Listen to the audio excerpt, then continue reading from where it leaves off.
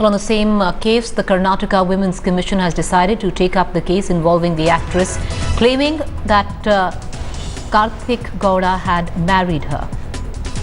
Now, the basis will be the FIR lodged with the Bangalore police. Would like to cut across at this point of time. My colleague Rohini Swami breaking this news and headlines today. Rohini, the Karnataka State Women's Commission has decided to take up this girl's case. Could you give us details? Well, what we know is that she did approach the Karnataka State Women's Commission and they have decided to take up the case based on the FIR that has been filed. The model has very clearly in her FIR, she's filed a case of rape as well as kidnapping and cheating against Karthik Gowda. Based on this, they said they will investigate, they will take statements of the model, of the starlet, along with Karthik Gowda and people who are involved in this. Very clearly, the starlet has in her statement, she has very clearly said that the marriage took place in Sadan Gowda's house in Mangalore in the presence of a driver. Now the thing also is the driver will be questioned. The police are looking at taking down her statements. Also the State Women's Commission will do the same. They will submit a report also that is expected to not just the police but also to the state government. We've seen all the versions that have come from all sides, from Sadan Gowda, from Karthik Gowda, from the starlet and as well.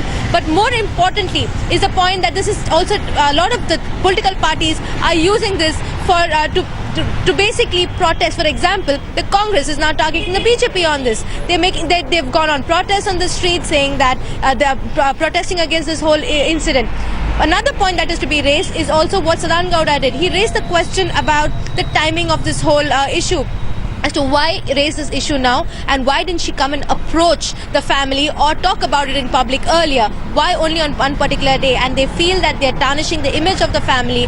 Sadan Gowda's son Karthik Gowda also said it is not just to tarnish his name but also his father's name. It's an indirect way. So they call it a political conspiracy of sorts, but a political game also is being played by the opposition in this whole, with the protests that are coming out, and they're taking an opportunity to try to at this point of time point fingers at the family. All right, Rohini Swami, appreciate you joining us, getting us the very latest. The Karnataka Women Rights Commission has taken up the case of this lady who has alleged that Karthik Gowda had married her.